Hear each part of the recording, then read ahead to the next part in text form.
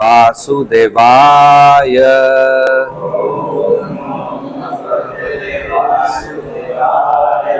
ओम नमो भगवते वासुदेवाय।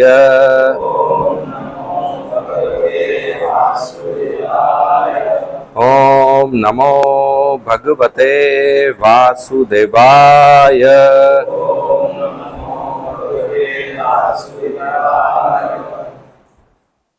ओम अज्ञानतिमिरन्धस्य ज्ञानाञ्जनशलाकय चक्षु उन्मीलितं येन तस्मै श्रीगुरवे नमः। नमः ओम विष्णुपदाय कृष्णप्रेष्ठाय भूतले श्रीमते भक्ति वेदांत स्वामी इति नामिने। नमस्ते सारस्वती देवे गौरवाणी प्रचारिणे निर्विशेष शून्यवादी पाश्चात्य देशतारिणे। जय श्री कृष्णा चैतन्य प्रभु नित्यानंद श्री अद्वैत गदाधर श्रीवासादि गौर भक्त वृंद। हरे कृष्णा कृष्णा कृष्णा हरे हरे, हरे राम राम राम हरे हरे।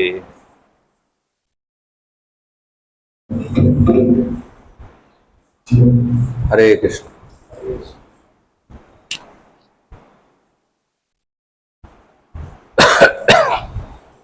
थोड़ा पानी रख दो। हाँ, बॉटल होगा ना। तो आप लोग नारद मुनि का नाम सुना है? तो नारद मुनि शुद्ध भक्त हैं, महान वैष्णव हैं, महाभागवत। तो वो एक बार गए वैकुंठ धाम। वैकुंठ धाम में रहते हैं लक्ष्मी और नारायण। तो उनका दर्शन किए, सेवा किए। फिर नीचे आए भारत में। भारत में वो आए प्रयागराज। मालूम है प्रयागराज क्या? इलाहाबाद पहले बोलते थे, प्रयागराज। वहां पर क्या है? त्रिवेणी संगम। त्रिवेणी संगम मतलब 3 नदी संगम होता है। 3 नदी एक साथ आता है, मिलन होता है। कौन सा 3 नदी? गंगा, यमुना, सरस्वती। 3 नदी। मतलब एक बार नहाया तो 3 नदी में नहाने का फल मिलता है। 1 पे 2 फ्री। अभी 1 पे 2 फ्री ऑफर रहा तो कोई मिस करेगा? इसलिए लाखों लोग अभी भी जाते हैं नहाने के लिए, डुबकी मारने के लिए। तो नारद मुनि भी गए, साधु लोग भी जाते हैं।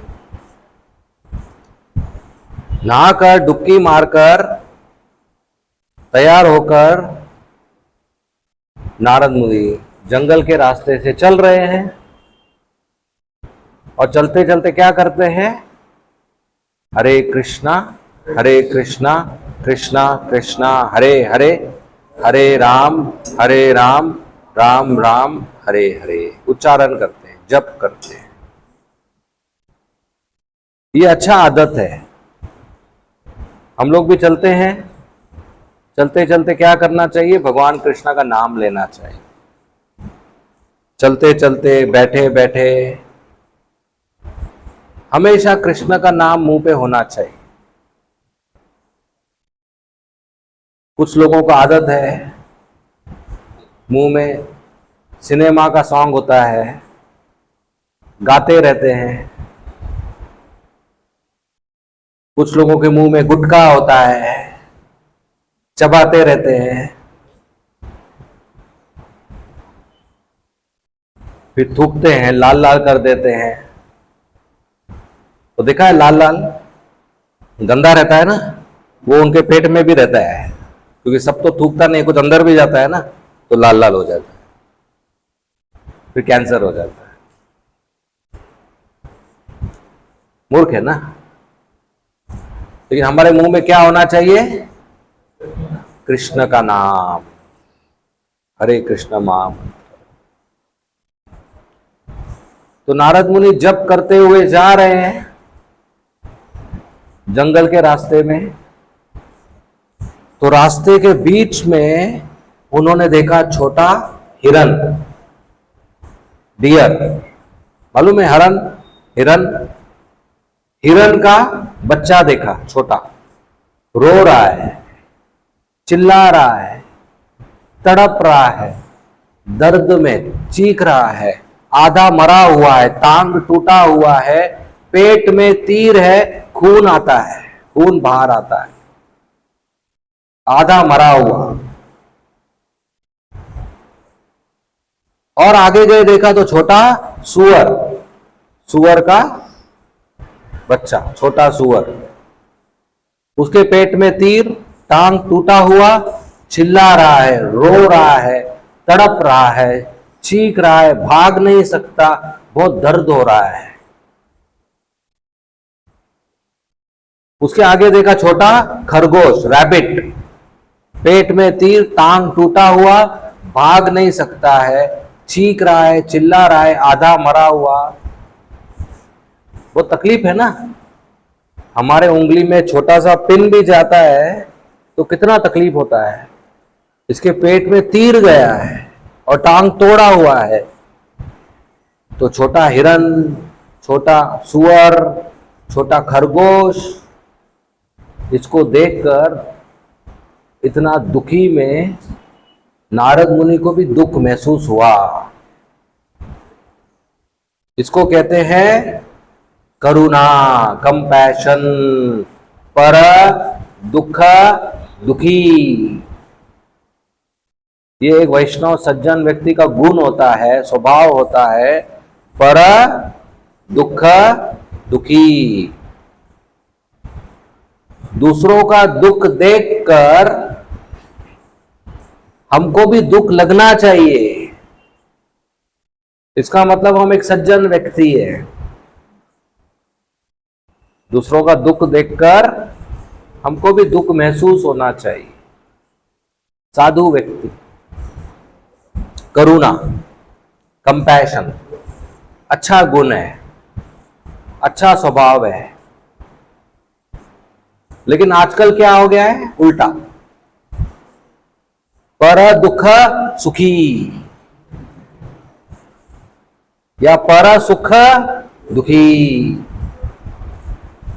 दूसरों का दुख देखकर आनंद आता है, मजा आता है, और दूसरों को सुखी देखकर अच्छा नहीं लगता है। तो ये अच्छी बात है। इसको कहते हैं ईर्ष्या, जेलसी, जलन, द्वेष, एनवी।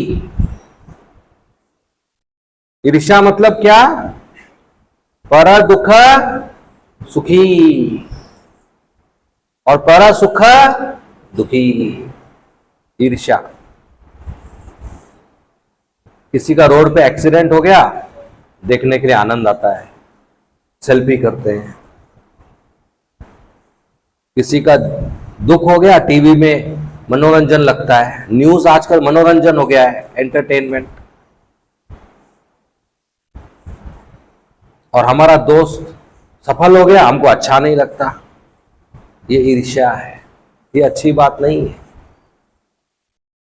जब ईर्ष्या, जलन होता है तो हमको ही तकलीफ होता है, हमारा हृदय जलता है। दोस्त तो खुश है, हमको जलन होती है।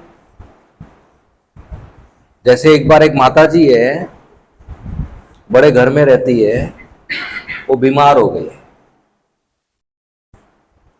तो डॉक्टर को फोन की, फैमिली डॉक्टर को, कि आप घर पे आओ। तो आया डॉक्टर, चेक किया थर्मामीटर से, स्टेथोस्कोप से, इंजेक्शन दिया और गोली दिया। बोला मैडम गोली लो, 3 दिन आराम करो, ठीक हो जाओ। माता जी बोली थैंक यू, धन्यवाद। फिर माता जी पूछी मुझे क्या हुआ? बोला मैडम आपको तेज बुखार हुआ है, मैंने इंजेक्शन दे दिया, उससे बुखार कम हो जाएगा, ये 3 दिन दवाई लो, कमजोरी चला जाएगा। तो ठीक है। फिर माता जी पूछी मुझे कितना बुखार हुआ, तेज मतलब कितना हुआ? बोला मैडम आपको 101 डिग्री बुखार है, बहुत ज्यादा है, आप आराम करो। तो ठीक है। तो जब डॉक्टर जा रहा था तो माता जी ने कहा मेरी नौकरानी है नीचे, वो फर्स्ट फ्लोर पे थी, ग्राउंड फ्लोर पे सर्वेंट क्वार्टर है, उसको मैं बुलाती हूँ, वो आपको गेट तक छोड़ देगी। तो नहीं नहीं मैडम उसको मत बुलाओ, आपके पहले मैं उसको देखा, वो सो रही होगी, उसको भी तेज बुखार है, मैं इंजेक्शन दिया उसको आधा घंटा पहले। मैडम बोली मेरे नौकरानी को बुखार है, मुझे मालूम नहीं? बोला हाँ उसको भी तेज बुखार है। बोला अच्छा उसको कितना बुखार है? बोला मैडम उसको 103 डिग्री बुखार है। बोला क्या उसको मुझसे ज्यादा कैसे हो गया? मैं मालकिन हूं, मुझे ज्यादा होना चाहिए, मेरा स्कोर ज्यादा होना चाहिए। क्या है ये?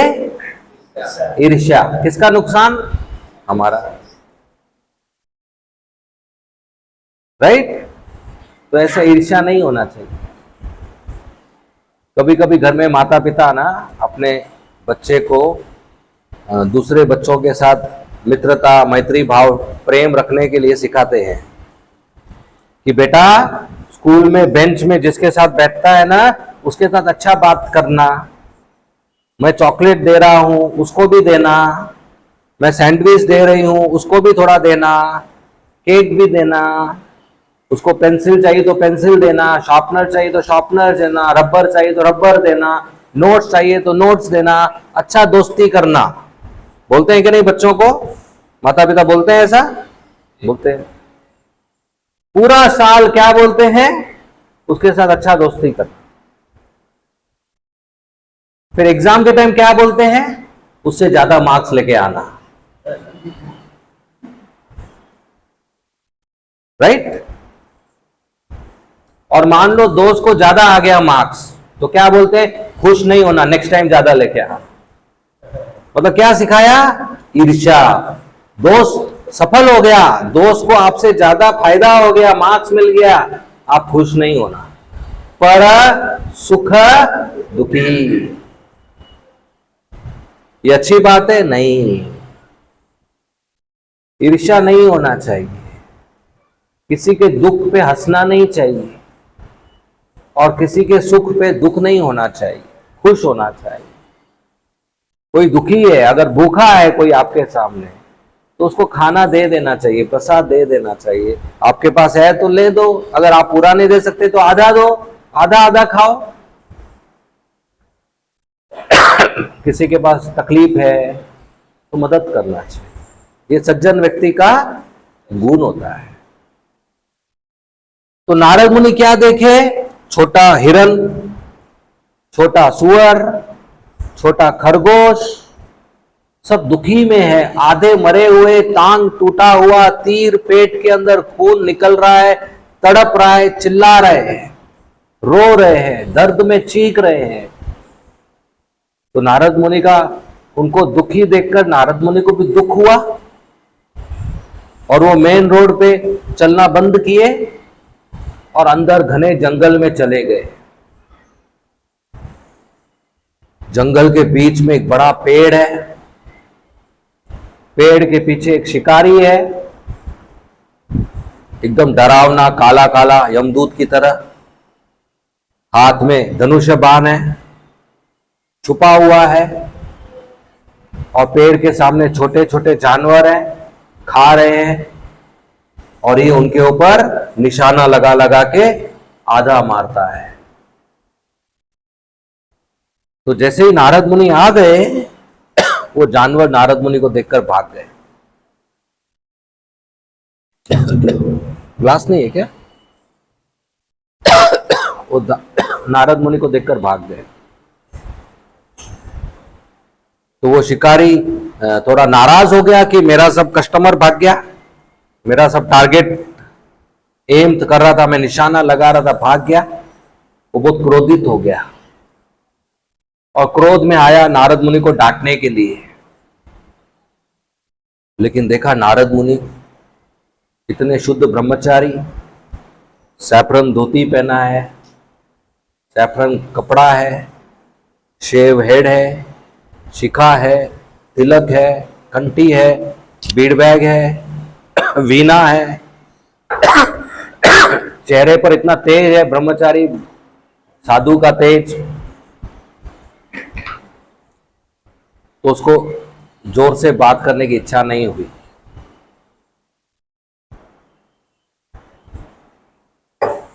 ऐसा होता है, शुद्ध ब्रह्मचारी शुद्ध साधु के संग में आते हैं ना तो मन शांत हो जाता है। आप मंदिर में आते हो, कृष्ण बलराम का दर्शन करते हो, जगन्नाथ जी का दर्शन करते हो, गौरांगा निताय गौर निताय जगन्नाथ बलदेव सुभद्रा का दर्शन करते हो, राधा गोपीनाथ का इतना सुंदर दर्शन करते हो तो मन थोड़ा शांत होता है क्या नहीं? जैसे चंद्रमा देखा है पूर्णिमा के दिन? किसने किसने देखा है पूर्णिमा के दिन चंद्रमा? कितना सुंदर होता है, गोल, और कितना शीतलता देता है। जब टेरिस पे या रोड पे आप खड़े हो जाते हो और बादल वगैरह नहीं होता है, रात को पूर्णिमा का चांद होता है तो ठंडा लगता है, ठंडा ठंडा कूल कूल। तो जब एक चंद्रमा इतना ठंडा करता है, मानो करोड़ों चंद्रमा एक साथ आ जाए, ऐसा ठंडा लगता है जब आप जगन्नाथ जी का दर्शन करते हो। ये सत्य है।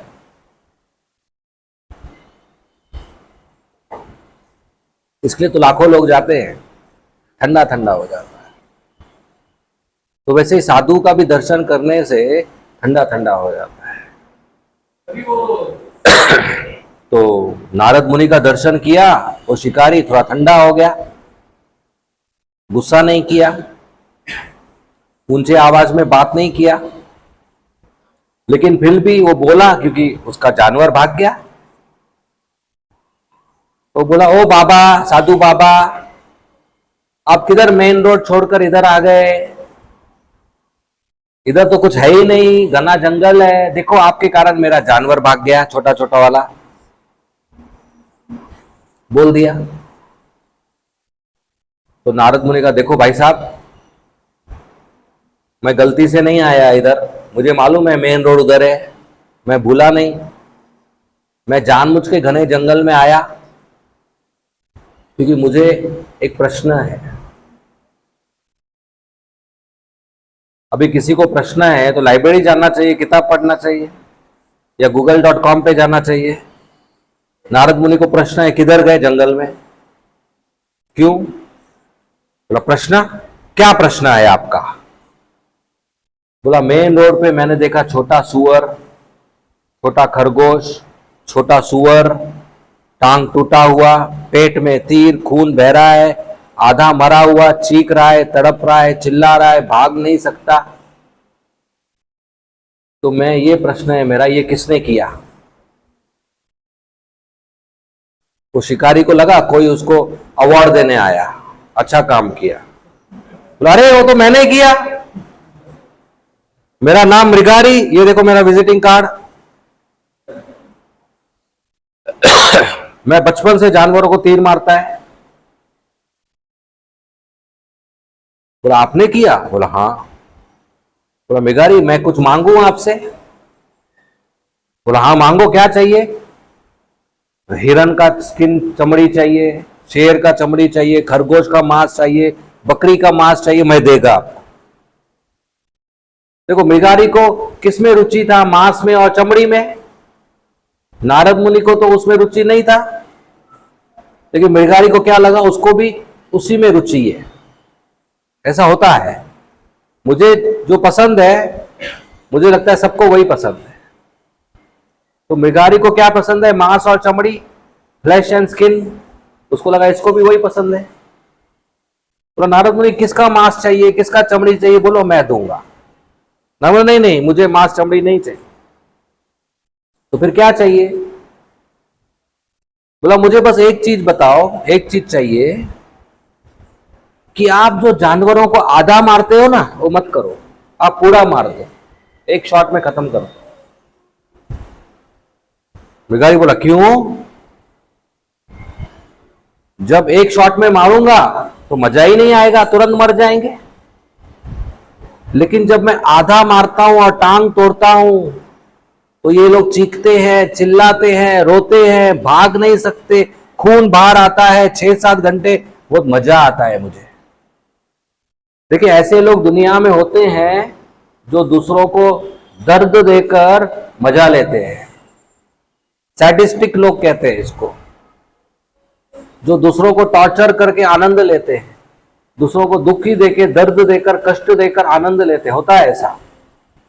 ये बंद कर दो ना खिड़की। जैसे कभी कभी बच्चे कॉकरोच या अर्थवर्म को पकड़ते हैं और 2-3 घंटा खेलते हैं, उसको मार देते हैं। माता पिता सोचते हैं हाँ मेरा बच्चा खेल रहा है, लेकिन अच्छी बात नहीं है, दूसरे जीव को कष्ट दे रहे हैं ना।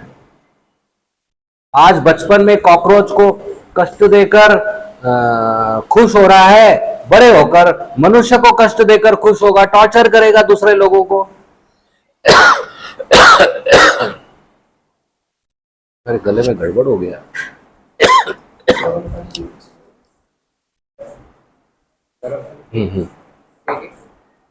ठीक है। तो मृगारी बोला क्या मजा नहीं आएगा, ऐसा क्यों बोलते हो? तो नारद ने कहा देखो, जब आप जानवर को एक शॉट में मार दोगे तो आपको पाप लगेगा, हत्या का पाप लगेगा। लेकिन जब आप आधा मारते हो, उनको बहुत दर्द होता है, बाद में वो मरते हैं, तो आपको बड़ा पाप लगता है, क्योंकि उनको दर्द ज्यादा हो रहा है। देखिए नारद मुनि हमको सिखाते हैं कि किसी ने जानवर को मारा तो पाप लगता है। ये मांस मच्छी खाने से पाप लगता है। मांस मच्छी, जानवर का शिकार करने से या मछली पकड़ने से या बेचने से या मारने से या खाने से, इन सबको पाप लगता है। तो मांस मच्छी नहीं खाना चाहिए, अंडा नहीं खाना चाहिए। और नारद में दूसरा चीज क्या सिखाते हैं, अगर आप किसी को दर्द दोगे तो भी आपको पाप लगेगा, इसलिए कभी किसी का दिल नहीं दुखाना चाहिए, न अपने शब्दों से, न अपने हाथ पैर से। हिंसा नहीं करना चाहिए, मारपीट नहीं करना चाहिए, गाली गलौज नहीं करना चाहिए, अपमान नहीं करना चाहिए, इंसल्ट नहीं करना चाहिए, जोर से बात नहीं करना चाहिए, पोलाइटली सभ्य व्यक्ति की तरह बातचीत कर, किसी का दिल नहीं दुखाना चाहिए। तो नारद ने कहा आप आधा मारोगे तो आपको ज्यादा पाप लगेगा, क्योंकि उनको ज्यादा कष्ट होता है। मृगारी ने कहा पाप, ये पाप क्या होता है? देखिए मृगारी इतना अशिक्षित व्यक्ति है, उसको पाप क्या होता है मालूम नहीं। ऐसे व्यक्ति को आप प्रचार कर पाओगे? मुश्किल है। नारद मुनि इतने महान साधु है, ऐसे व्यक्ति को प्रचार करते हैं। फिर नारद मुनि को समझाते हैं कर्म क्या होता है, पाप क्या होता है, पुण्य क्या होता है, स्वर्ग क्या होता है, नरक क्या होता है। और बताते हैं कि जब आप किसी को मारते हो जानवर को, तो आप नरक में जितना जानवर के शरीर पे बाल है उतना साल यातना मिलती है। अभी एक छोटे जानवर के शरीर में करोड़ों बाल होते हैं, तो करोड़ों साल यातना मिलती है। और फिर अगले जन्म में वो जानवर आपको मारता है। तो मृगारी सुनकर हैरान हो गया, बोला मेरे पिताजी ने मुझे शिकार करना सिखाया, ये सब तो बताया ही नहीं। क्या ये सत्य है कि जितने जानवरों को मैं मारा हूं वो अगले जन्म में एक एक करके मुझे मारेंगे? नारद मुनि कहा हाँ 100% सत्य है, 100% सत्य है।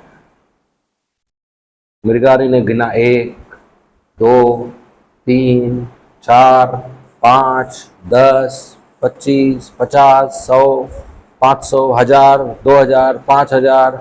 अरे मैं तो 5000 से ज्यादा जानवरों को बचपन से मार चुका हूं, तो क्या 5000 अलग अलग जन्म में मुझे जानवर मारेंगे? बोला हाँ। भिखारी डर गया, नारद मुनि के चरणों को पकड़ लिया, बोला मुझे नहीं मरना, बार बार इससे कोई बचने का उपाय बताइए। नारद मुनि का उपाय तो है मेरे पास, लेकिन मैं जो कहूंगा उसकी आज्ञा का पालन करना होगा, नहीं तो क्या फायदा उपाय बता के। तो बोला मैं आज्ञा का पालन करूंगा। बोलिए क्या करूं? बोला स्टेप 1, पहला बात क्या करो, ये जो धनुष बाण है तोड़ के नदी में फेंक। बोला धनुष बाण तोड़ के फेंकूंगा तो कमाऊंगा क्या? मेरे को और कोई काम धंधा आता नहीं है, मैं इंजीनियर नहीं है, एमबीए नहीं है, लॉयर नहीं है, डॉक्टर नहीं है, मुझे सिर्फ धनुष बाण चलाना आता है, तो मैं कमाऊंगा क्या, खाऊंगा क्या? नारद ने कहा डोंट वरी, फिक्र मत करो, मैं खाना भेज दूंगा। और उसको विश्वास हो गया, वो धनुष बाण तोड़ के फेंक दिया।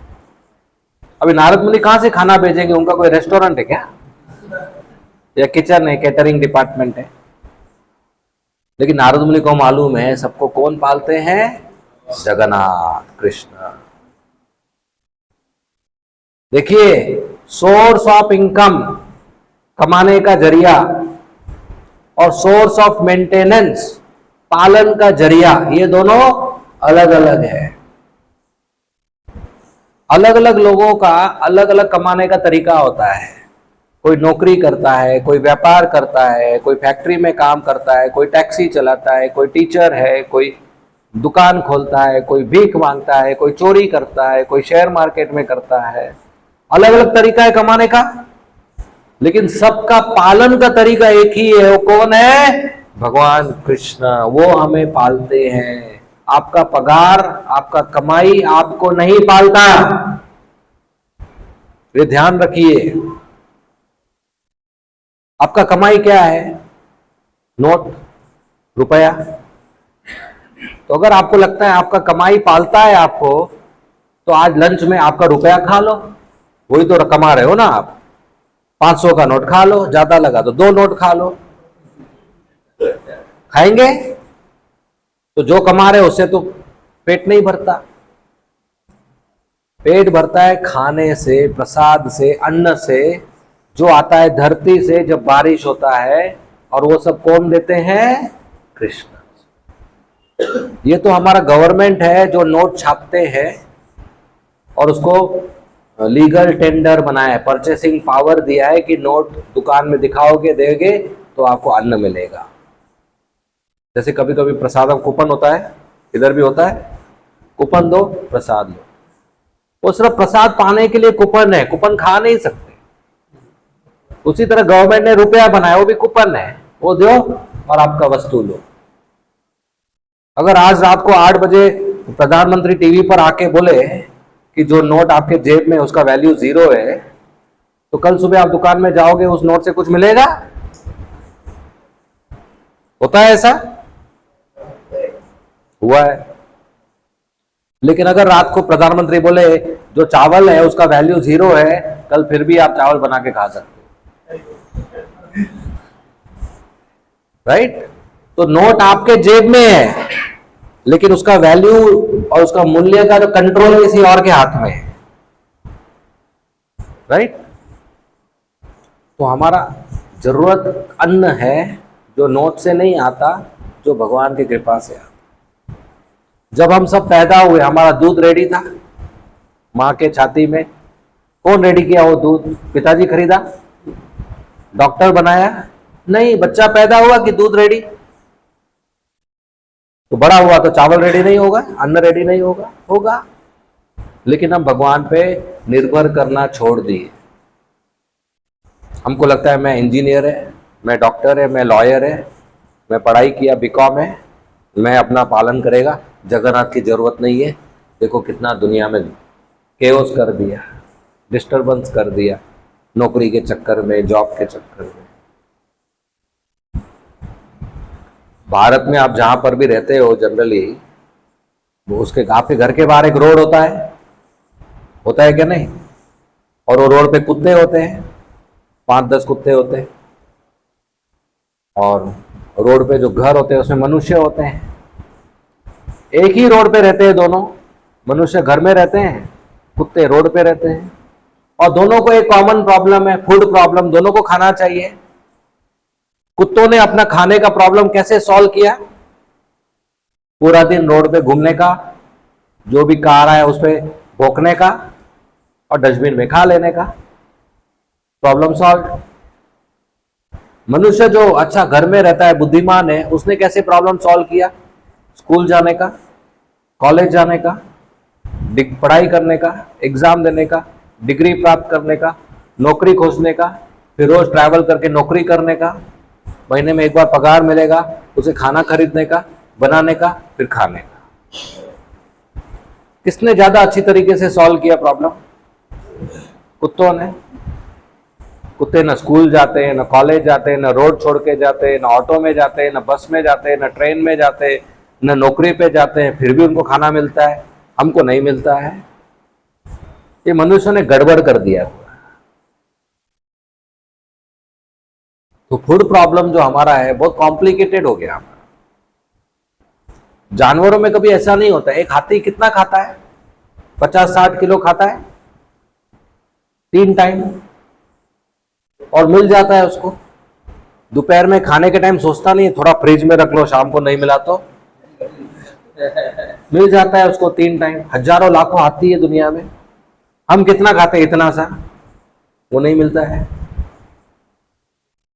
तो हम लोग भगवान पे निर्भर होना छोड़ दें। आपके घर में कॉकरोच, छिपकली, चींटी, मच्छर होता है?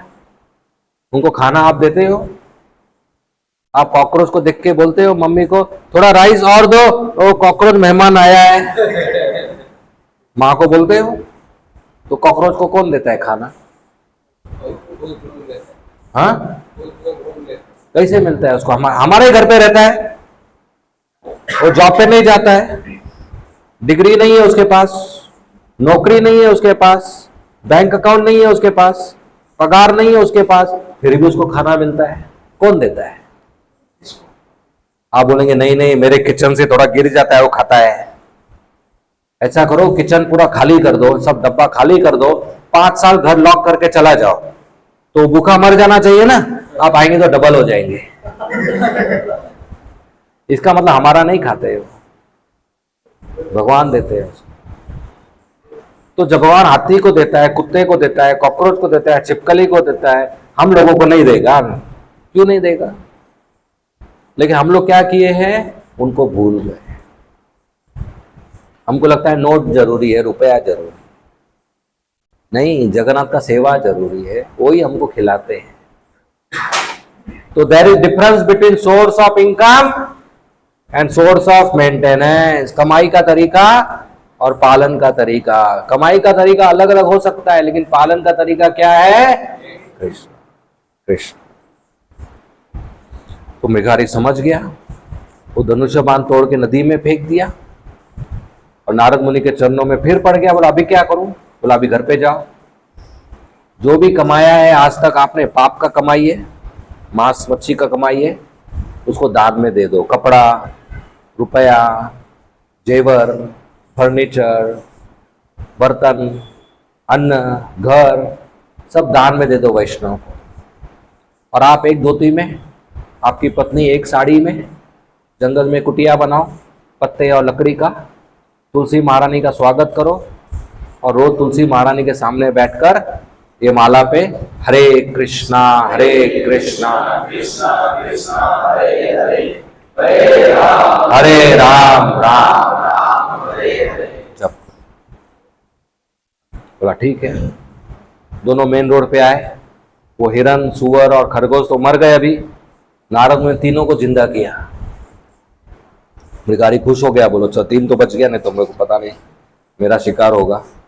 घर पे गया, सब कुछ वैष्णव साधुओं को दान दे दिया। जो भी कमाई करते हैं हम, वो दान देना चाहिए। इधर मंदिर में सेवा होता है जगन्नाथ जी का, कृष्ण बलराम का, गौ निताई का, दान देना चाहिए। गौ माता को दान देना चाहिए, भगवान डीटी को दान देना चाहिए, दान देना चाहिए, साधु को दान देना चाहिए। तो सब कुछ दान दे दिया। एक धोती में, पत्नी एक साड़ी में जंगल में गए। पत्ता और लकड़ी तो होता है जंगल में, उसे कुटिया बनाया, तुलसी महारानी का स्वागत किया और पूरा दिन तुलसी महारानी के सामने हरि नाम करते। नारद मुनि चले गए। धीरे धीरे आजू बाजू के गांव में बात फैल गया कि शिकारी साधु बन गया, सन्यासी बन गया। सब लोग मिलने के लिए आने लगे। अभी कोई साधु से मिलने जाता है तो खाली हाथ नहीं जाता, तो कोई दूध लेके आया, कोई चावल लेके आया, कोई फल लेके आया, कोई सब्जी लेके आया, कोई दही लेके आया। लेकिन मृगारी क्या करता था, सिर्फ थोड़ा सा लेता था अपने और पत्नी के लिए, बाकी जो आया उसी को बांट देता था और सब लोग मिलकर जप करते थे। ऐसा 1 साल हो गया। 1 साल बाद नारद मुनि वापस आए प्रयागराज पर्वत मुनि के साथ। नहा के दोनों तैयार हो गए तो नारद मुनि बोले पर्वत मुनि को, मेरा शिष्य रहता है जंगल में, पिछले साल मैं मिला था उसको, शिकारी था, चलो जरा फॉलोअप करते हैं, देखते हैं कैसा है। बोला हाँ चलो। दोनों जंगल में आए तो मृगारी ने दूर से देखा उसका गुरु आ गया, गुरुजी आ गए, खुश हो गया, दौड़ दौड़ के गया। अभी शिष्य का शिष्टाचार होता है कि जब गुरु महाराज आते हैं सामने तो क्या करना चाहिए, दंडवत प्रणाम करना चाहिए। आप लोग मंदिर आते हो तो पहले दंडवत प्रणाम करना चाहिए गुरु महाराज को, शिला प्रभुपाद जी को, तुलसी महारानी को, अल्टर में सब डीटीज को, जगन्नाथ बलदेव सुभद्रा, कृष्णा बलराम, गौर निताय, राधा गोपीनाथ, भागवतम, दंडवत प्रणाम करना चाहिए, आशीर्वाद मिलता है। तो मृगारी दौड़ के आया नारद मुनि के सामने, लेकिन दंडवत प्रणाम नहीं किया। करना चाहता था लेकिन क्या देखा उसने, चींटी। अभी चींटी तो जंगल में हर जगह पे रहते हैं। वो समझ गया अगर मैं दंडवत प्रणाम करूंगा तो मेरे शरीर के वजन से चींटी को दुख होगा, और वो चींटी को तकलीफ नहीं देना चाहता था। वो अपना ऊपर का कपड़ा उतारा, नरम तरीके से सब चींटी को साइड में किया, बाद में दंडवत प्रणाम किया। तो जो मृगारी 1 साल पहले हिंसक शिकारी था और जानवरों को आधा मार के खुश होता था तान तोड़कर, आज एक चींटी को भी तकलीफ नहीं देना चाहता। वो हिंसक शिकारी अहिंसक वैष्णव साधु बन गया। कैसे? क्योंकि एक शुद्ध भक्त नारद मुनि से संग किया और उसके गाइडेंस में, सलाह में हरे कृष्ण महामंत्र का जप किया। यह है साधु के संग का महत्व। जब साधु से संग करते हैं तो हमारा हृदय शुद्ध हो जाता है, हृदय परिवर्तन हो जाता है, सब बुरी आदत चली जाती है और एक अच्छा व्यक्ति बन जाते हैं। अगर हमारे में, हमारे परिवार में, हमारे दोस्त में कोई बुरी आदत है, किसी को सिगरेट पीने की आदत है, किसी को जुआ खेलने की आदत है, दारू पीने की आदत है, मांस मच्छी खाने की आदत है, झूठ बोलने की आदत है, हिंसा करने की आदत है, क्रोध करने की आदत है, रात को लेट सोते हैं, जल्दी नहीं उठते हैं, मोबाइल ज़्यादा देखते हैं, लड़कियों का चक्कर है, कोई भी बुरी आदत है, आप मंदिर आना चालू करो, भक्तों से संग करो, हरे कृष्णा महामंत्र जप करो, आपका बुरी आदत चला जाएगा। इतना आसान है।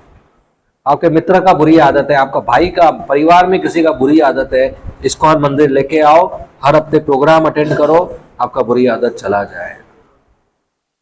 जैसे मृगारी का चला गया, हिंसक मृगारी अहिंसक साधु बन गया, चींटी को भी तकलीफ नहीं देना चाहता। पर्वत मुनि देखकर हैरान हो गए, बोला कौन कहेगा पिछले साल ये शिकारी था। नारद मुनि बोला हैरान की कोई बात नहीं है, जो भी जप करता है उसमें सब गुण आ जाते हैं, अच्छे गुण आ जाते हैं। तो मृगारी दोनों को अपने कुटिया में लेके गया, उनको फल वगैरह दिया, पैर धोया, उनका चरण धोया, चरणामृत लिया, डांस किया, कीर्तन किया, बैठे। फिर नारद मुनि पूछे मृगारी आपका जीवन कैसे चल रहा है? मृगारी ने कहा ठीक चल रहा है। आप रोज खाना भेजते हो। अभी उनको, मृगारी को क्या लगता है अभी भी इन सबको कौन भेजता है? नारद मुनि। लेकिन नारद मुनि कभी डब्बा भेजे? वो तो आशीर्वाद देके चले गए। कौन भेजा? कृष्ण। साधु आशीर्वाद देके भूल जाते हैं, भगवान को पूरा करना पड़ता है, नसीब में नहीं रहा फिर भी। इसलिए लोग साधु से आशीर्वाद मांगते हैं। कोई जाता है अमिताभ बच्चन से आशीर्वाद मांगने के लिए या सचिन तेंदुलकर से आशीर्वाद मांगने के लिए? नहीं, साधु के पास जाते हैं। क्यों? क्योंकि जब साधु आशीर्वाद देते हैं तो भगवान पूरा करते हैं। इसलिए वैष्णव साधु का सेवा करना चाहिए। फिर मृगारी ने कहा गुरुजी मुझे कुछ पूछना है। बोला बोलो। बोलो आप इतना प्रसाद मत भेजो, रोज फूड फॉर लाइफ करना पड़ता है, बस 2 लोगों का भेजो। तो नारद मुनि सुनकर खुश हो गए कि ये लोभी नहीं है, एक भक्त को लोभी नहीं होना चाहिए। मेघारी 1 साल पहले सोचता था अगर मैं धनुष्य बाण तोड़ूंगा तो खाना कहां से आएगा। अभी इतना आता है कि अभी सोचता है बांटूंगा कैसे।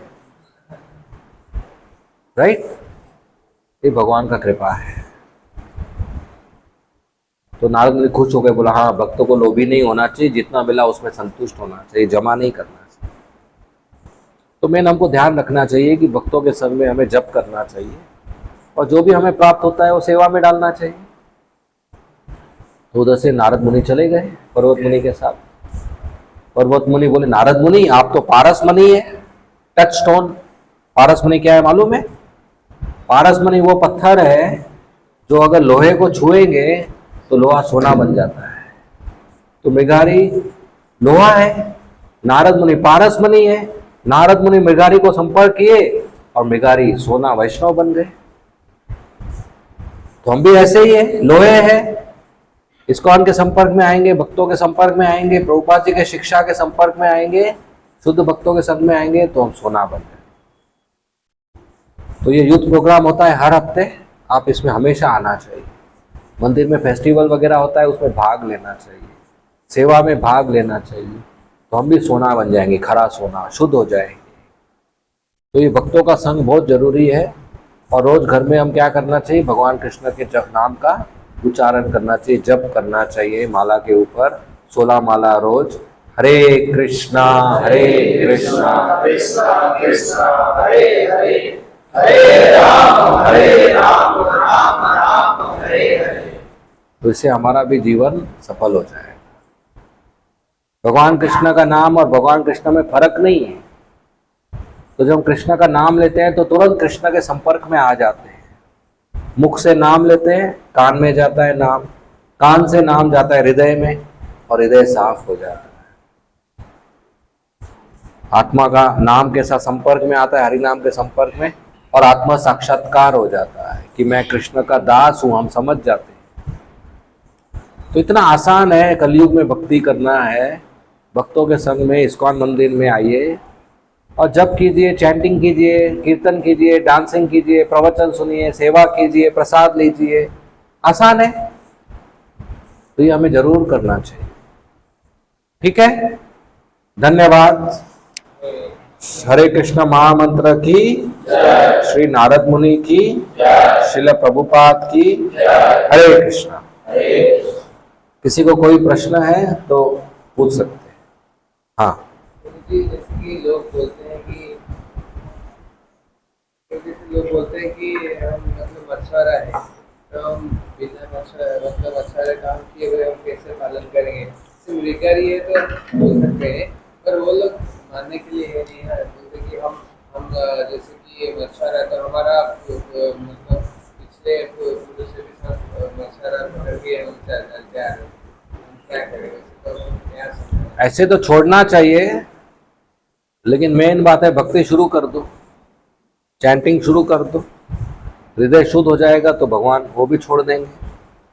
आप खुद से छोड़ सकता है तो अच्छी बात है, नहीं छोड़ सकता है तो कम से कम जप तो करो, ऐड तो करो, add Krishna to your life, then Krishna will subtract negative things.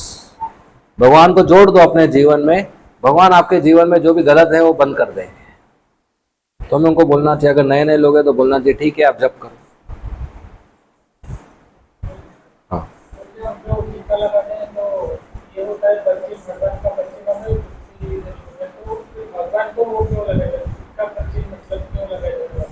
नहीं, भगवान जहाँ पर रहते हैं उसको मंदिर कहते हैं। तो भगवान हमारे हृदय में रहते हैं, जगन्नाथ जी, तो ये मंदिर है, तो मंदिर को हम डेकोरेशन कर रहे हैं भगवान का। भगवान को तो भगवान जब यशोदा मैया भगवान छोटे थे तो यशोदा मैया के गोदी में थे, वो अपने बच्चे को टीका लगा दी, तो हम भी लगाते हैं। माँ ने लगाया, हमने भी लगाया। भगवान को जरूर नहीं ऐसा टीका लगा, भगवान को दूसरा टीका भी लगता है, डेकोरेट करते हैं। भगवान इसलिए लगाते हैं कि डेकोरेट होते हैं, श्रृंगार है उनका। हमारा इसलिए कि हमको आशीर्वाद चाहिए, उनको खुद का आशीर्वाद नहीं चाहिए, उनका श्रृंगार है वो। ठीक है।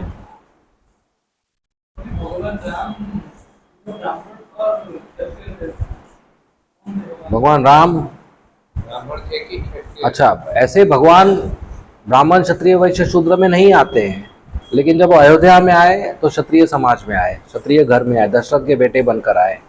तो ऐसे वो क्षत्रिय नहीं है, वो तो भगवान है। ये वैश्य शूद्र, सॉरी, ब्राह्मण क्षत्रिय वैश्य शूद्र मनुष्यों के लिए होता है, भगवान के लिए नहीं होता है। लेकिन जब वो अवतार लिए तो क्षत्रिय रूप में अवतार लिए। ठीक है, दशरथ के बेटे थे ना, सूर्यवंश, सूर्यवंश में आए वो, क्षत्रिय का वंश है वो। ठीक है, हाँ जी।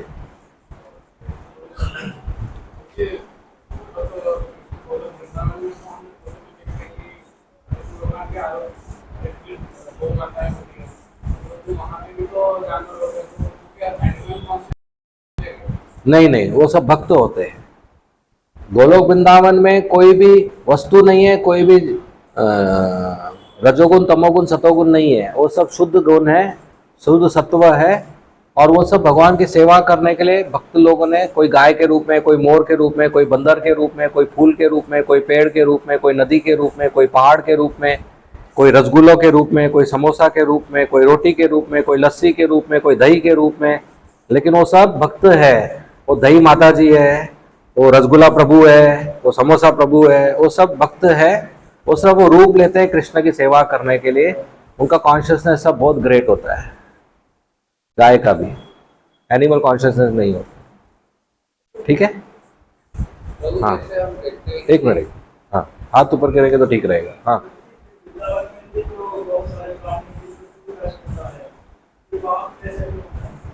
फिर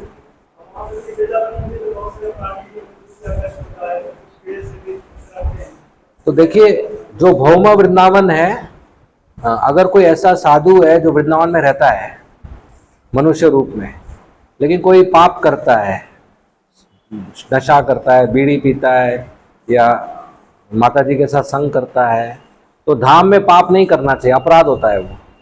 तो अगर कोई साधु धाम में पाप करता है तो अगला जन्म उसी धाम में वो जानवर बनता है, बंदर बनता है, गधा बनता है, सुअर बनता है, थोड़ा कष्ट पाता है ताकि उसका पाप शुद्ध हो जाए, फिर वो मुक्त हो जाता है। तो वृंदावन के जो जानवर होते हैं वो भी महान है, जगन्नाथपुरी के जानवर है वो भी महान है, क्योंकि वो उधर पैदा हुए, तो वो धामवासी है। तो हमें उनको जज नहीं करना चाहिए, उनके भगवान जो चल रहा है चलने देना चाहिए।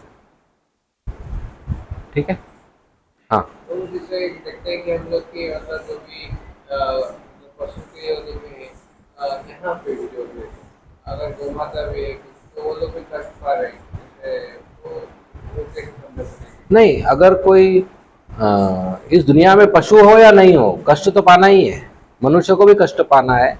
वो सब बद आत्माएं हैं, अलग अलग कर्म के हिसाब से अलग अलग योनि में जाते हैं, फिर धीरे धीरे इवॉल्व होकर मनुष्य बनते हैं। तो मनुष्य में भी कष्ट पाना है और दूसरे योनि में भी कष्ट पाना है। ये दुनिया दुखालय शाश्वतम है, हर योनि में कष्ट तो पाना ही है। गौमाता को भी कष्ट, वो भी कष्ट का ही है, कर्म के कारण है। वो खुश हो गए तभी जब गोलोक वृंदावन जाएंगे, इधर कोई भुवनेश्वर में खुश नहीं होने वाला है। ठीक है,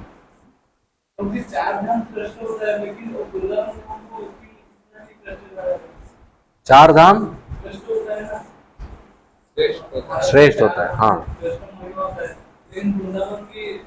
वृंदावन खुद भगवान कृष्ण आए और लीला किए, और रास लीला किए, गोवर्धन उठाए, यमुना में नहाए। गिना जाता है, क्यों गिना नहीं जाता चार धाम? क्योंकि वो ऊपर है ना, वो तो सबसे ऊपर है ना, वो ये चारों धामों के भी ऊपर है वो। आप बोलेंगे फ्लाइट को कार में क्यों नहीं गिना गया है? फ्लाइट तो ऊपर है ना कार से। तो वृंदावन स्पेशल है, भगवान का खुद का घर है वो, तो चार में नहीं गिना गया है क्योंकि उनके ऊपर है वो। आप चार में जाओ तो भी आपका कुछ कम ही हो गया, वृंदावन में जाओ तो कुछ कमी नहीं हो गया, चार के हजार हो गया। वृंदावन वैकुंठ से भी महान है, मथुरा से भी महान है, वैकुंठ से भी महान है, तो वो स्पेशल है। ठीक है, जैसे वो जो कर्म कांड में है ना, वो चार धाम ज्यादा बोलते हैं। वैष्णव लोग वृंदावन, जगन्नाथपुरी, मायापुर वो ज्यादा करते हैं। ठीक है, हाँ। ये पंखा बंद कर दो ना, मेरा गले में खिचखिच चालू हो रहा है। तो ये कृष्ण और जगन्नाथ का मतलब मिला है। और जैसे हम लोग क्लास में प्रोजेक्ट बोले थे कि जैसे गोलक वृंदावन में कृष्ण रहते हैं कर्नाटक का, तो वैकुंठ में जगन्नाथ रहते हैं। तो ये पूरे भारत का कॉन्सेप्ट है। देखो जैसे एक ही व्यक्ति है, घर अलग है, ऑफिस अलग है, तो दोनों में मूड भी अलग अलग है उसका। घर में वो थोड़ा सौम्य मूड में रहेगा, ऑफिस में वो कड़क मूड में रहेगा, राइट। जैसे सेनापति है, सेना का, ऑफिस में रहेगा तो एकदम टाइट ड्रेस में रहेगा, बंदूक लेके सब लोग सल्यूट करेंगे। घर में रहेगा तो उसको कोई गाली देगा, कोई बोलेगा लेट क्यों आया, कोई उसके कंधे पर बैठेगा, चल मेरे घोड़े टिक टिक टिक, राइट। मूड अलग अलग है ना। तो कृष्ण का मूड है राधा रानी के साथ श्याम सुंदर एंजॉयमेंट करना, जगन्नाथ जी का मूड है राधा रानी के बिना रोना। दोनों का मूड अलग अलग है एक ही, लेकिन अलग अलग मूड है। तो जब सेनापति घर में होता है तो ऑफिस में नहीं होता है, ऑफिस में होता है तो घर में नहीं होता है। लेकिन भगवान ऐसे है कि घर में भी ऑफिस में भी दोनों साथ में है, जगन्नाथ में भी है, वृंदावन में भी है, दोनों जगह पर है, लेकिन मूड अलग अलग है। एक विरह का मूड है, एक मिलन का मूड है। तो एक राधा रानी के साथ मिलन का मूड है जिसमें लीला करते हो, इधर रो रहे राधा रानी के बिना, ये विरह का मूड है। तो इसलिए आपको थोड़ा अलग अलग कल्चर दिखता है, अलग अलग भाव दिखता है। ठीक है, जैसे पूरी कानून का हिस्सा में जैसे स्वर्गलोक, वैकुंठ और गोलक में भक्त होता है, ऐसे तो भी थोड़ा सा फर्क रहेगा ना भक्त डिवोटी का। नहीं नहीं, कर्म के हिसाब से वैकुंठ लोक प्राप्त नहीं होता है, कर्म के हिसाब से सिर्फ स्वर्ग और नरक प्राप्त होता है। जैसे ये बात भक्ति का भक्ति के हिसाब से प्राप्त होता है, जहां से हम आए वहीं पर वापस जाएंगे। मान लो एक भक्त को वो वैकुंठ का मिला है और एक भक्त को गोलक में मिला, तो फर्क नहीं है कुछ। जो भक्त वैकुंठ में है उसके मन में कुछ कमी नहीं है कि अरे मुझे गोलोक नहीं मिला। हनुमान सोचते नहीं है अरे मैं सीता नहीं बना, यशोदा मैया सोचती नहीं अरे मैं राधा रानी नहीं बनी। नहीं, वो सब खुश है, सब पूर्ण सेटिस्फाइड है 100%। जैसे इधर अपूर्णता का भाव होता है ना कि मुझे ये है वो नहीं है, वैकुंठ में अपूर्णता का भाव नहीं होता है कि मेरे पास ये है वो नहीं है, मुझे प्रमोशन चाहिए, वैसा अपूर्णता का भाव नहीं होता है। उधर सब लोग पूर्ण तृप्त होते हैं। हनुमान खुश है, लक्ष्मण खुश है, सीता माता खुश है, यशोदा मैया खुश है, राधा रानी खुश है, अर्जुन खुश है, पेड़ खुश है, गाय माता खुश है। किसी को प्रमोशन या लोकेशन चेंज करने की इच्छा नहीं है, क्योंकि सब पूर्ण सेटिस्फाइड है। और हमको फर्क भी नहीं करना चाहिए। स्वर्गलोक करता है उसको क्या फर्क है? स्वर्गलोक क्या करेगा जाके? जैसे भक्ति मतलब खत्म होने के बाद फिर नीचे आते हैं, हाँ, पुण्य खत्म होने के बाद तो क्या करेगा स्वर्ग जाकर? कुछ मतलब नहीं है उनको डायरेक्ट वैकुंठ जाना है, स्वर्ग जाके क्या फायदा? अभी जेल है, कौन सा जेल चाहिए? 5 स्टार जेल चाहिए क्या 1 स्टार जेल चाहिए? स्वर्ग है 5 स्टार जेल, लेकिन जेल ही है ना वो, राइट। अच्छा जेल, लेकिन जेल ही है ना वो। हमारा असली घर जाना चाहिए, वो वैकुंठ धाम। तो जैसे जो एक शरीर त्याग करता है तो वो बोलते हैं कि ये आत्मा मुक्त हो गया, पर जबकि वो कैसे समझ रहे हैं ये मुक्ति बोल के इसको बोल जो वैकुंठ लग जाएगा उनको ही बोलना चाहिए ना। हाँ। हम समझते हैं कि स्वर्ग को नहीं नहीं, शरीर छोड़कर दूसरे शरीर में जाते हैं। स्वर्ग तो आजकल कोई जाता नहीं है। नरक लोग में वेटिंग लिस्ट बहुत बड़ा है, ब्रेकआउट ट्रैफिक जाम हो गया है उधर। मुक्त नहीं हो गया वो, अभी इस जीवन से मुक्त हो गया, दूसरा जीवन मिला उसको, दूसरा जन्म मिला। शादी किया होगा तो बोल सकते हैं मुक्त हो गया। ठीक है, हाँ जी। जैसे मैं यहाँ आया तो ऐसे ही गुवाहाटी में रहते हुए गुवाहाटी में रहने की कोशिश करते कि चीजें मैं रिलेट कर पा रहा हूँ। फिर उसके बाद से मेरा जॉब लाइफ स्टार्ट, वहाँ पे एक एनवायरनमेंट नहीं होता है, लेकिन मेरे को यहाँ पे बैठने के बाद ऐसा फील हो रहा है कि इस चीज को मैं कंटिन्यू करूँ, इस चीज के साथ करूँ। तो वो बैलेंस कैसे मेंटेन, मैं फिर जब जॉब वाले लाइफ में जाता हूँ वहाँ पे मेरे को ये एनवायरनमेंट नहीं मिल पा रहा है, जिसके कारण मैं बाकी सारी चीजों में इन्वॉल्व होने लगता हूँ। तो इस चीज से कनेक्शन एक लॉन्गर ड्यूरेशन जो मेरे अंदर डिसिप्लिन आना होगा, तो मैं इस चीज को कंटिन्यू करूँ तो इसका एनर्जी थोड़ा ऊपर होगा। मतलब ये चीज का तरीका क्या रहेगा कि मैं इससे कनेक्ट रहूँ ज़्यादा, बाकी चीज़ों से मैं थोड़ा खुद से अंदर से वो पावर है कि वो चीज़ को मैं अलग कर पाऊँ। मत जाओ, इधर ही रह जाओ। इधर ब्रह्मचर्य आश्रम में जगह नहीं है क्या? है? हाँ देखो प्रभु, जगह है, देखो ओपन इनविटेशन। एक मिनट, ठीक है, आप इधर रह नहीं सकते तो बार बार आओ और इधर की एनर्जी घर पे लेके जाओ। कैसे? उधर बैठ के भी हरे कृष्णा कृष्णा कृष्णा हरे हरे, हरे राम राम राम हरे हरे। सुबह शाम भक्ति करो, चैंटिंग करो, गीता पढ़ो, मंदिर आओ, तो दोपहर में जो ऑफिस का पॉइजन है वो न्यूट्रलाइज हो जाएगा। और बार बार आओ, बार बार आएंगे तो थोड़ा ज्यादा रहेगा। अच्छा, ये कनेक्शन कंटिन्यू रखे रहूं। आप मंदिर से कितना दूर रहते हैं? हाँ तो बड़ी बात नहीं है, बार बार आओ। भक्तों से दोस्ती है इधर कोई? हाँ तो कोई भक्तों से दोस्ती बनाओ, बार बार आओ। देवाशीष प्रभु से दोस्ती बनाओ, तो आप बार बार आओ। तो आप जैसे वो लोग भी भक्ति करते हैं, घर पे रहते हैं, जॉब जाते हैं, सुबह शाम भक्ति करते हैं, तो बीच का सैंडविच होता है ना, तो बीच का न्यूट्रलाइज हो जाता है।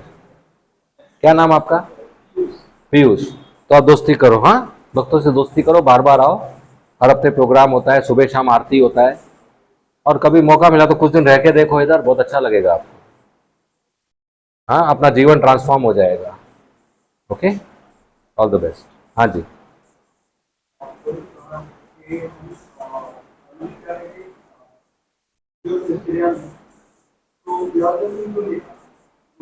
तो जो भी दुनिया में वस्तु होता है ना, वो 3 गुण में होता है, रजोगुण, तमोगुण, सतोगुण, मालूम है? तो अगर हमें भक्ति अच्छा करना है तो सतोगुण में रहना चाहिए, रजोगुण तमोगुण में नहीं रहना चाहिए।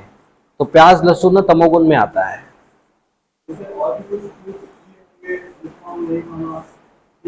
हाँ तो मांस मच्छी नहीं खाओ, कांदा लहसुन नहीं खाओ, और बाकी जो भी खा रहे हो तो भगवान को भोग लगा के खाओ, तो वो शुद्ध रहता है। इतना ही है, ठीक है? हाँ सेम है। जो जानवर है वो कर्म, वो जिस योनि में है उसको कर्म नहीं बोलते हैं, क्योंकि जो जानवर करता है वो सब भोगता है। अभी बिल्ली अगर चूहे को खाएगा तो उसको बुरा कर्म नहीं लगेगा, क्योंकि वो उसका खाना है, तो उसको पाप नहीं लगता है। तो वो भोग योनि है, वहां पर सिर्फ भोग होता है, सुख और दुख का भोग होता है। मनुष्य जीवन जो कर्म योनि है, आप अपने भविष्य का सुख दुख बना सकते हैं। कर्म फल जानवर के योनि में भी मिलेगा, मनुष्य जीवन में कर्म बनाएगा भविष्य के जन्म, भविष्य के फल के लिए। नहीं, जानवर के लिए कर्म का नियम नहीं है, सिर्फ मनुष्य के लिए है। हाँ बरोबर। जैसे कार है, अगर रोड पे लाल बत्ती और कार चला जाए तो फाइन लगेगा, कुत्ता चला जाए तो फाइन नहीं लगेगा उसको, उसके लिए नियम नहीं है, राइट? तो मनुष्य के लिए नियम है, तो नियम तोड़ेगा तो फल मिलेगा, उसको कर्म योनि कहते हैं। जानवर के लिए कोई नियम नहीं है ऐसा, वो भोग योनि। ठीक है? हाँ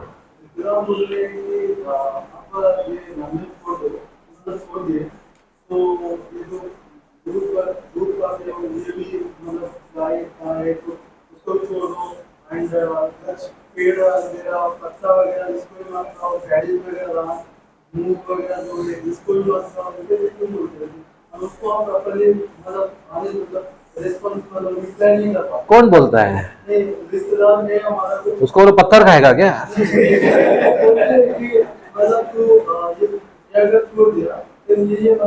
नहीं नहीं, वो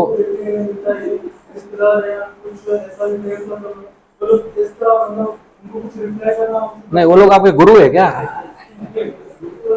तो बोलेगा हाँ ओके ठीक है, बस बाकी क्या बात करना। तो देखिए, एक जीव दूसरे जीव पे निर्भर होता है, पत्थर नहीं खा सकता है। राइट। तो हमें दूसरा जीव खाना ही है, तो जानवर नहीं खाना चाहिए, पेड़ पौधे का फल खाना चाहिए, सब्जी खाना चाहिए। फिर भी हिंसा होता है क्योंकि कटता है, इसलिए भोग लगा के खाएंगे तो वो हिंसा का फल नहीं लगता है। अभी भोग जब कृष्ण को लगाते हैं, जगन्नाथ जी को, तो प्रेम से लगाना चाहिए। तो जब प्रेम से लगाएंगे तो वही लगाना चाहिए जो उनको पसंद है। जगन्नाथ जी कांदा लहसुन खाते नहीं है, तो हम कैसे दिलाएंगे, देंगे उनको? उनको जो पसंद है वो देना चाहिए, जो उनको पसंद है वो नहीं देना चाहिए, उसी को प्रेम कहते हैं।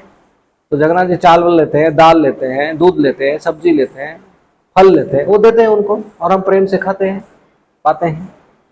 तो रिश्तेदारों को ज्ञान नहीं है ना, तो उनके साथ बहस नहीं करना, बोलना प्रसाद खाओ, नहीं तो चुप बैठो। नहीं, लड़ने का नहीं है। ऐसा ही मतलब ऐसा इंडिशन जब होता था तब जिसको तो इतना समझा नहीं सकते उनको डायरेक्ट बोल देते हमारे जगन्नाथ जी नहीं खाते तो हम नहीं खाते। हाँ बस, इतना बोल देते। पत्नी को बोला ये क्यों बनाया, बोला मेरे पति को पसंद है, बस खत्म। आपके बाद क्या बोलेगा? बस, ये क्यों नहीं बनाया, बोला मेरे पति को पसंद नहीं है। बस, जगन्नाथ जी हमारे मालिक हैं, पति है, ठीक है। रिश्तेदार है ना, उनको ज्ञान नहीं है लेकिन वो हमारे वेल विशर है, तो फालतू बहस नहीं करना चाहिए, आदर करना चाहिए। उनको प्रसाद दो। हाँ जी, आप हाथ ऊपर किए। हाँ, टॉलरेंस सहन कैसे करना, देखिए, थोड़ा शांति रखिए। देखिए, हमारे साथ जो भी घटना होती है, सुख दुख, वो हमारे पिछले कर्म के अनुसार आता है। तो आजू बाजू जो व्यक्ति होता है वो उस कर्म का निमित्त बनता है, तो उनको आरोप नहीं लगाना चाहिए। हमें ये सोचना चाहिए कि पिछले जन्म के कारण मुझे दुख आ रहा है और मैं भक्ति कर रहा हूँ, ये कृष्ण का कृपा है, जगन्नाथ जी का कृपा है कि बड़ा दुख आने वाला था, भगवान ने छोटा कर दिया। तो उसको सहन करके भगवान को थैंक यू करना चाहिए कि मेरा पिछला कर्म ऐसा है कि मेरा पैर टूटने वाला था, भगवान ने चप्पल तोड़ दिया, थैंक यू वेरी मच। तो सहन करना चाहिए ये सोच के कि पिछले जन्म का कर्म है, अभी अच्छा हुआ खत्म हो रहा है।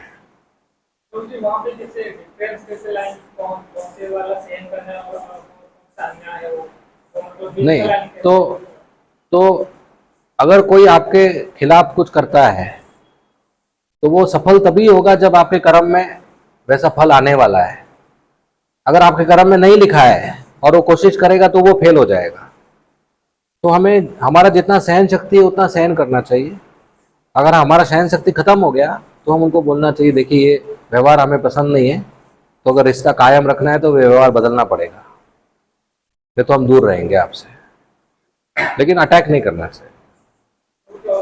जैसे कि कोई राम जी का जिनको जिसको रस ज्यादा मिलता है वो उनका ही मतलब तो फिर वो क्या उनकी ढाब नहीं होता है या फिर बोलो नहीं, ये तो अभी ऐसे उसको कोई चॉइस हुआ है या कोई पसंद हुआ है, अभी तक उसका असली स्वभाव क्या है वो अनर्थ निवृत्ति के बाद पता चलता है। तो अभी जिसका जैसा रस है वो वैसा भक्ति करता है, कोई बात नहीं। असली में तभी जब पूरा खत्म हो जाता है अशुद्धता, अनर्थ खत्म हो जाता है, बाद में असली में मुक्ति मिलता है तो पता चलता है वो कहाँ जाएगा। ठीक है, ऐसा नहीं शास्त्र में लिखा कि कोई अगर महादेव का भक्त होता है तो फिर वो ब्रह्म ज्योति में जाता है या नहीं नहीं, गौरव दशा में ऐसा आखिर आपको मुक्ति पाना है तो कृष्ण का भक्ति करना है। महादेव जी, ब्रह्मा, गणेश, लक्ष्मी, ये सब मुक्ति नहीं दे सकते। इनमें वो गोलोक चाट के बारे में पूछा था वहाँ पर ब्रह्म ज्योति है वहाँ पे गौरव दशा में तो जो भक्ति करते हो वैकुंठ जाते हैं, जो लोग इम्पर्सनलिस्ट है, मायावादी हैं, उनका अगर मुक्ति होता है तो ब्रह्म ज्योति जाते हैं। तो उनका मैं उत्तर दे रहा था कि चैतन्य महाप्रभु बताए, त्रिनाद अपि सुनिचेना तरो रिवा शही सुना अमानी न माना देना कीर्तनिया सदा हरि। पेड़ की तरह सहन शक्ति होना चाहिए। पेड़ क्या है, पत्थर मारो फिर भी आम देता है। तो साधु को ऐसा होना चाहिए कि कोई अपमान भी करे या बुरा भी बोले फिर भी उसको स्माइल देना चाहिए कि ठीक है, हम सहन करके भक्ति करेंगे। लेकिन हर एक का सहन का लिमिट होता है, तो सहन के लिमिट के बाहर हो गया तो हमें खुद की रक्षा करना चाहिए। और सहन करने से हमारा भक्ति में ग्रोथ होना चाहिए, उन्नति होना चाहिए। कोई हमारा अगर एक्सप्लॉइट करता है, अब्यूज करता है, शोषण करता है, दुर्व्यवहार करता है, उसको नहीं सहन करना है, उसको हमें अपनी रक्षा करनी है। लेकिन कृष्ण की भक्ति में अगर हम आगे बढ़ रहे हैं तो शांति बनाए रखने के लिए सहन करना चाहिए। ठीक है। जी एक मिनट, हम हाथ ऊपर करेंगे तो सबके लिए आसान होगा। हाँ, तो उनका हाथ में पहले देखा। हाँ, लोग जब सेवा करते हैं या महामंत्र जप करते हैं तो जप के लिए हम बिना मतलब के साथ भी कर सकते हैं, बिना मतलब के साथ भी कर सकते हैं। तो माला का इम्पोर्टेंस क्या है? तो माला से काउंटिंग हो जाता है। बिना माला अगर हम काउंटिंग करेंगे मन से, तो हमारा मन थोड़ा काउंटिंग में रहेगा, थोड़ा माला में रहेगा। और बिना माला करेंगे तो हमारा मन 2 मिनट के बाद बोलेगा अरे 2 घंटा हो गया, मैं बेबस हो गया, मेजरमेंट नहीं होगा। और माला तुलसी का होता है, तो तुलसी को टच करते हैं, वो भी हमको आशीर्वाद मिलता है। तो चैतन्य महाप्रभु खुद काउंटिंग करते थे माला के ऊपर, ताकि माला पे काउंटिंग हो जाए तो हमारा मन पूरा नाम पे रहेगा। तो इसके लिए माला का इस्तेमाल करना अच्छा है। ठीक है, हाँ जी, आप भी लिए। जैसे हम लोग एक ज़्यादा टाइम मिलता है हफ्ते में, एक दो ऐसे वर्क कर लो जो इतना टाइम कम नहीं मिलता है, वो 16 वाला करके वो पूरा बंदा कर सकता है। हाँ, अगर रोज कम से कम 16 माला किया, 4 नियम पालन किया, भगवान का डीटी वर्शिप और भोग लगाया, एकादशी पालन किया, भागवत सुना, तो एक गृहस्थ भी भगवान के धाम जा सकता है। ईमानदार होना चाहिए, पाप का कमाई नहीं करना चाहिए। हाँ, कारण का जो बीच में साइकिल में आता है, कारण का जो नहीं है, इससे बिल्कुल का एक्सपर्ट की मुक्ति मिलना है। कैसे मुक्ति मिलता है? हरे कृष्णा कृष्णा कृष्णा हरे हरे, हरे राम राम राम हरे हरे। तो जो कर्म और कर्म का फल है वो हरि नाम का फ्यूल है। जैसे पेट्रोल है, उसको खत्म कैसे करेंगे? आग से। थोड़ा भी आग रहा, जितना भी पेट्रोल डालेगा खत्म हो जाएगा, करोड़ों लीटर पेट्रोल डालेगा खत्म हो जाएगा। उसी तरह करोड़ों जन्मों का कर्म है, हरि नाम खत्म कर देगा उसको। हरि नाम के लिए कर्म फ्यूल है, खाते रहेगा खाते रहेगा खाते रहेगा जितना भी रहेगा। इसलिए हरि नाम करते रहना चाहिए, उसे कर्म खत्म हो जाता है। भगवान खुद कहते हैं भगवद गीता में, सर्वधर्मान परित्यज्य माम एकम शरण रज अहम त्वम सर्व पापेभ्यो मोक्षयिष्यामि मा शुचः। मैं आपके सब पापों से छुटकारा दिला दूंगा, आपको मोक्ष दूंगा, डरो मत, बस मेरी शरण में आओ। और वही भगवान चैतन्य महाप्रभु के रूप में सिखा के गए, उनके शरण में कैसे जाना है? हरि नाम करके। तो भक्ति करते रहो, हरि नाम करते रहो, भागवत सुनते रहो, तो सब कर्म का साइकिल खत्म हो जाए। ठीक है, हाँ।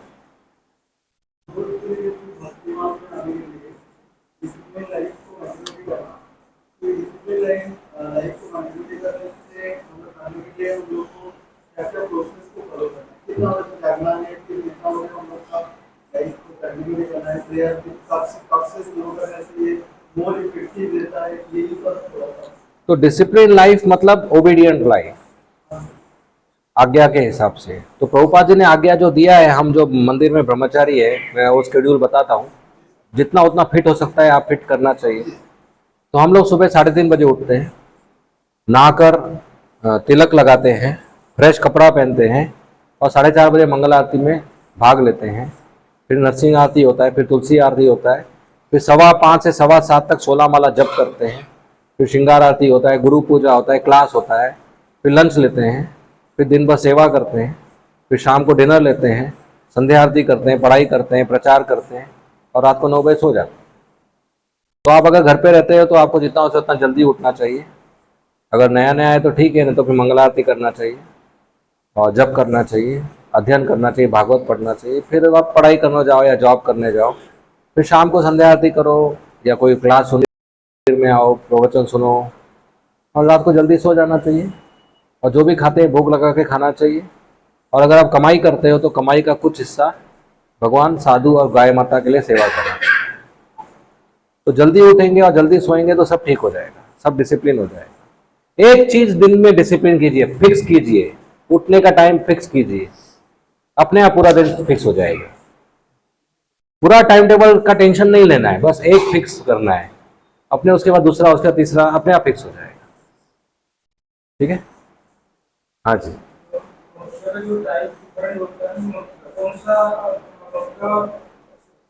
क्या क्या?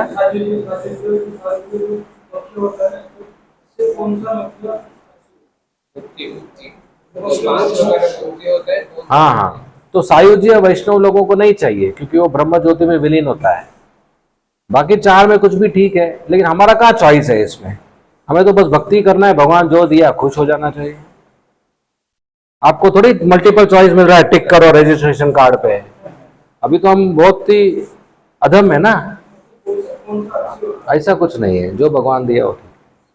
ना धनम ना जन्म ना सुंदरीम कविताम वा जगदीश काम है मम जन्मनि जन्मनीश्वरे भवतात भक्ति आए तो कि मुक्ति नहीं मिला तो भी चलेगा, है भगवान मुझे भक्ति दीजिए, मुझे बस आपका भक्ति चाहिए, जन्म जन्म भक्ति चाहिए। तो भक्त लोग सायुज्य नहीं चाहते हैं क्योंकि उसमें सेवा नहीं होता है। बाकी चारों में कोई भी ठीक है। ठीक है,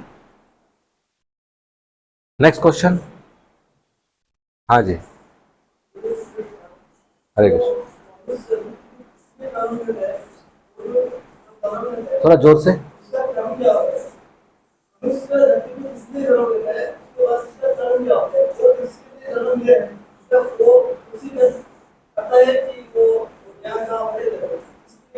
तो हम लोग तो भगवान के सेवक हैं, लेकिन जब सेवा नहीं करते हैं तो भुवनेश्वर में पैदा होते हैं या पृथ्वी पर पैदा होते हैं। और मनुष्य जीवन इसलिए मिलता है कि सेवा करके वापस भगवान के धाम जाए। लेकिन अगर इधर भी सेवा नहीं किया मनुष्य जीवन में, फिर कुत्ता बिल्ली गधा चिड़िया बंदर वो बनते हैं कर्म के हिसाब से। लेकिन फिर इवॉल्व होते हैं, वापस मनुष्य जीवन मिलता है, वापस मौका मिलता है कि अभी भक्ति करके वापस भगवान के धाम जाओ। फिर हम नहीं करते हैं तो फिर नीचे जाते हैं, फिर ऊपर आते हैं, ऐसे जन्म मृत्यु का चक्कर चलते रहता है। अभी मनुष्य जीवन मिला है, साधु का संग मिला है, इस्कॉन में आ गए, अभी छोड़ना नहीं। अभी अच्छा भक्ति करो कि ये जन्म आखिरी जन्म, सीधा भगवान के धाम, वापस पैदा नहीं होना।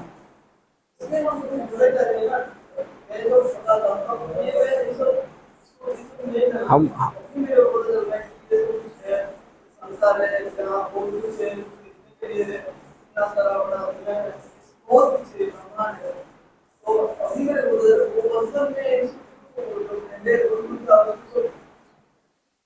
तो बचपन में हम जिस परिवार में आए उधर नहीं हुआ, अभी क्या करेगा, अभी तो हुआ ना। तो अभी क्यों नहीं हुआ कल का सोचने से अच्छा है आगे का सोचो कि अभी तो अच्छा करो। अभी तो मिला ना, अभी ज्यादा क्या उम्र है आपका, उम्र क्या है आपका? 21 है, ज्यादा नहीं है, अभी है ना जिंदगी पूरा। अच्छी तरह भक्ति करो, खत्म करो इसको।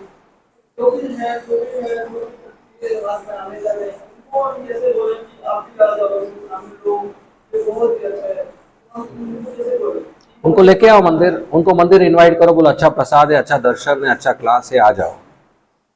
राइट, सबको बुलाएंगे, सब नहीं आएंगे, जो आएगा उनको लेके आओ। आप जब ज्यादा अच्छा भक्ति करेंगे ना तो लोग आपका ज्यादा सुनेंगे। राइट, तो आप ज्यादा भक्ति करो तो लोग आपका सुनेंगे, तो वो आएंगे, तो देखेंगे आप खुश है, बोलेंगे मेरे को भी खुश होना है ना, चलो इस्कॉन। राइट, तो आप जुड़ते रहो, हर हफ्ते प्रोग्राम में आओ और सुनो और सीखो, तो आप भी प्रचार कर पाएंगे।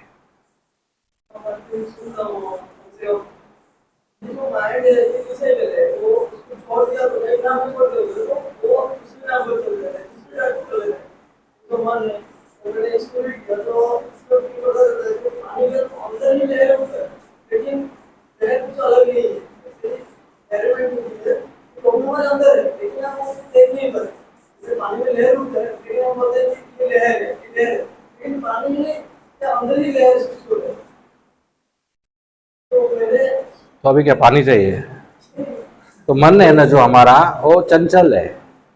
मन में बहुत सारे विचार, इमोशंस, इच्छाएं की लहरें आती है, लेकिन हम भगवान को मन में डाल देंगे तो भगवान पूरे मन को शांत कर देंगे। और भगवान मन में कब जाएंगे? जब वो कान के द्वारा जाएंगे। कान से मन में फ्लाईओवर है, और कान में कैसे जाएंगे? जब मुख से आप हरे कृष्णा कृष्णा कृष्णा हरे हरे, हरे राम राम राम हरे हरे। तो आप रोज माला पे जप कीजिए हरे कृष्ण महामंत्र। मंत्र मन को कंट्रोल करने वाला मंत्र, तो ये मंत्र नहीं है, महामंत्र है, बहुत शक्तिशाली है। तो आप जप कीजिए तो मन आपका शांत हो जाएगा। 16 माला रोज जप कीजिए, ठीक है?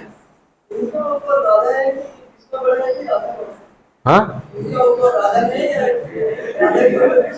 नहीं नहीं नहीं, दोनों एक ही है। ओके, धन्यवाद। आखिरी क्वेश्चन। तो भी हम लोग को भी भक्ति करते हैं, वो करते हैं, फिर भी हम लोग अभी कोई नेगेटिव माइंड आ जाता है, अभी कोई डिस्ट्रैक्शन हो जाता है, अरे भक्ति है, ज़्यादा मोबाइल हो रहा है, काम नहीं कर रहा है, क्या करें, नहीं तो जैसे कोई बच्चा कॉलेज जाता है, कभी कभी बहुत उत्साह में रहता है कि मैं फर्स्ट आऊँगा, कभी कभी उत्साह डाउन हो जाता है। तो भक्ति में भी ऐसा होता है, क्योंकि हम नए नए भक्ति कर रहे हैं, हमको करते रहना चाहिए। करते रहेंगे तो हम आगे बढ़ेंगे। तो ये मन होता है जो कभी कभी हमको नेगेटिव करता है, नेगेटिव लेके जाता है। कोई अपमान हो गया, कोई नुकसान हो गया, कोई टेस्ट नहीं आया, रजोगुण तमोगुण ने पकड़ लिया, तो भी भक्ति करते रहना चाहिए। जैसे मोबाइल है, अच्छा चलेगा फिर डिस्चार्ज हो जाएगा, फिर रात को चार्ज करेंगे, फिर दूसरे दिन अच्छा चलेगा, फिर डिस्चार्ज हो जाएगा। तो हम लोग डिस्चार्ज हो जाते हैं, इसलिए बार बार इस्कॉन मंदिर आएंगे तो चार्ज हो जाएंगे। ठीक है, तो आप भक्ति करते रहिए, ठीक हो जाएगा।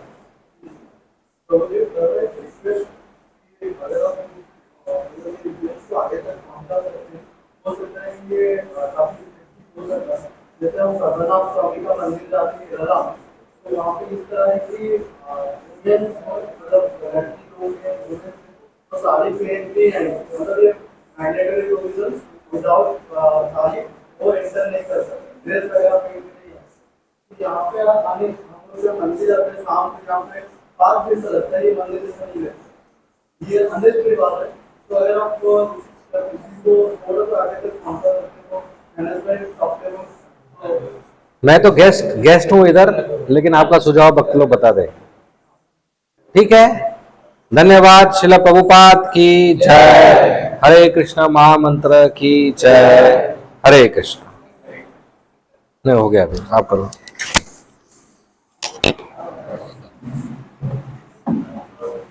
बाद में आ जाओ। अच्छा, एक मिनट। तो मैं मुंबई से आया, गोकुलेश्वर दास नाम है मेरा। तो मैं मुंबई से आप लोगों के लिए स्पेशल प्रसाद लेके आया। मैं आपको बात